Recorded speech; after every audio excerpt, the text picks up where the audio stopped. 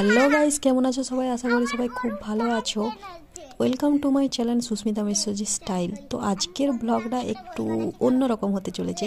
তো আজকের ব্লগটাতে আমি ঘুড়ি বানাবো, সেটাও আবার আমার এই কিউট ভাইজিটার জন্য। ও সকাল থেকে খুব বায়না করছে, কোন সেই ছোট্টবেলায় ঘুড়ি বানিয়েছিলাম, তারপর থেকে আর অভ্যস্ত নেই এই কাজে। তো চেষ্টা করে দেখাই যেতে পারে, ও যেহেতু এত বায়না করছে। তো সেই জন্য ঘুড়ি বানানোর জন্য ঘরে যে সমস্ত সামগ্রী ছিল সব কিছু নিয়ে নিয়েছি।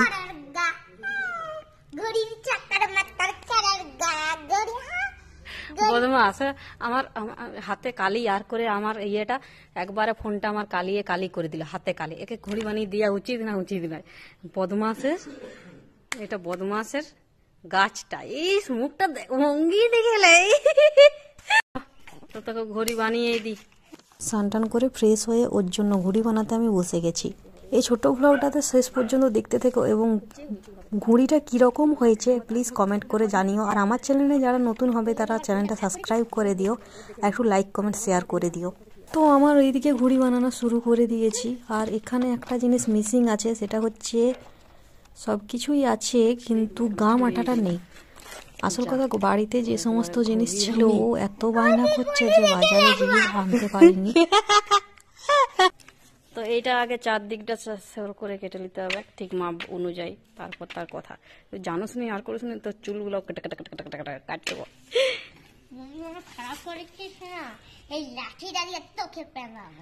মার একটা মার।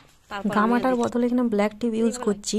সেলো টিপ হলেও একটু ভালো হতো, ব্ল্যাক টিপে কি ভালো হতো, খানিকটা ভারী হয়ে যাবে ঘুড়িটা। হবে, চলো চেষ্টা করে দেখি কেমন হয়, তারপর বলছি। তো এখানে দেখো কেমন বায়না করছে, ছটফট করছে। এখানে সবসময় আমার সাথে থাকে, আমার পেছনে লাগে। আমি ভিডিও করলে বলে দিবে বাবাকে, এরকম করে আমার সাথে প্রচুর লাগে। তো আমি যেরকম জানি সেরকমই করেছি। খুব একটা ভালো পারিনি, খুব ভালো হয়নি জানি, খুব ভালো তো দূরের কথা, ভালোই হয়নি আশা করি। কিন্তু বাচ্চা ছেলেকে শান্ত করার জন্য যেটুকু জানি সেটাই কাজে লাগিয়েছি। তো ভিডিওটা ভালো লেগে থাকলে লাইক করে দিও, কমেন্ট করো।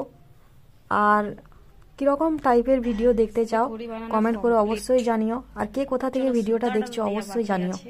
আর আমার চ্যানেলে নতুন হলে চ্যানেলটা সাবস্ক্রাইব করে দিও। বন্ধুরা পাশে থেকো। এই হলো আমার ঘড়ি। এখানে সে আটার তৈরি একটা আঠা হয় না, সেটা তৈরি করলেও হতো, কিন্তু আমি তাড়াহুড়োতে করে বসে গেছি, আঠা তৈরি আঠাটা করতে পারিনি।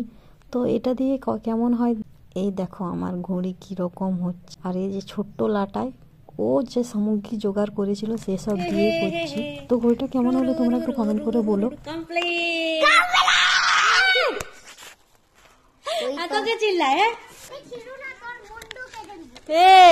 কি বলছো? বাড়িতে কেউ কোনো কিছু বললে বা বকলে ও দিদার কাছে চলে আসবে, লুকিয়ে পড়বে। তো একটা সাপোর্টার থাকা তো উচিত। ছোটবেলায় আমরাও এরকম করেছি, কেউ কোনো কিছু বললে যারা বেশি ভালোবাসে তাদের কাছে গিয়ে লুকিয়ে পড়তাম। ওর সাপোর্টার ওর দিদা, তাই ও দেখো আমার মায়ের কোলে কিরকম ঢুকে গিয়েছে আর কাঁদছে। বকাঝকাটা কমেই করে আমার মা, ওকে বকেই না বলতে গেলে। তাই কেউ কিছু বললেই আমার মায়ের কোলে এসে ঢুকে যাবে। তো চলো দেখো ঘুড়িটা ওকে ধরে দিই। আর শেষ পর্যন্ত দেখো ঘুড়িটা কেমন উড়ছে, তোমরা একটু কমেন্ট করে বলো। Please like comment share subscribe করে দিও। আমি এখানেই আমার ব্লগটা শেষ করলাম। আর ভালো উড়াতে পারবো না আমি।